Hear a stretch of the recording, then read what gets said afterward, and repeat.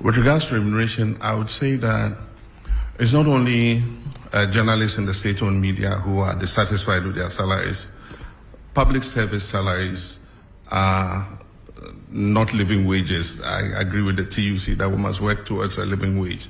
All of us are dissatisfied with the salary we get as public servants. The private sector offers better remuneration, but that's why we have to work together to grow the national cake so that we can pay ourselves better.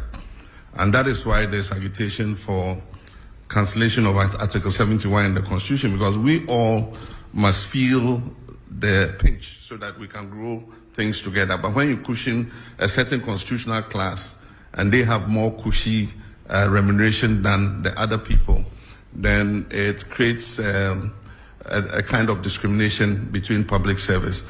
And so our advocacy has been for an independent emoluments commission that would deal with the salaries and wages of all persons in the public sector so that we grow those wages together.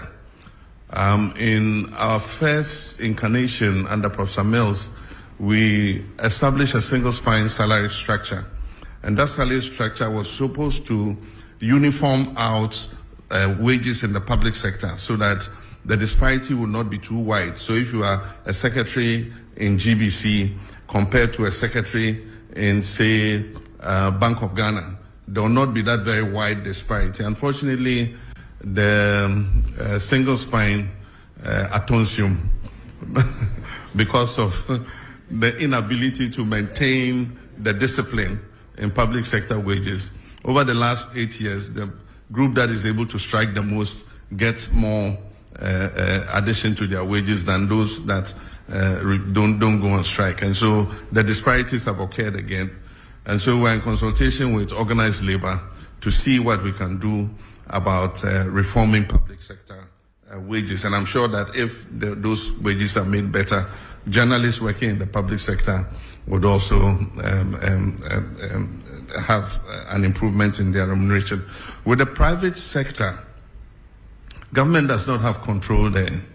And what happens is we have such a proliferation of private media that advertising revenue is not enough, to be able to maintain the kinds of salaries that we all expect. Maybe if we had fewer, then the advertising revenue would go around and people can have more. But our Constitution guarantees freedom to establish a media of mass communication. And so you cannot restrain how many radio stations you have or how many newspapers you have. And so it's something that we have to live with for a while. Natural competition will phase out the stations that are not competitive, and those that are able to survive will see that they're able to make more money from advertising. The main revenue for media all over the world is advertising. And so we'll see how that goes.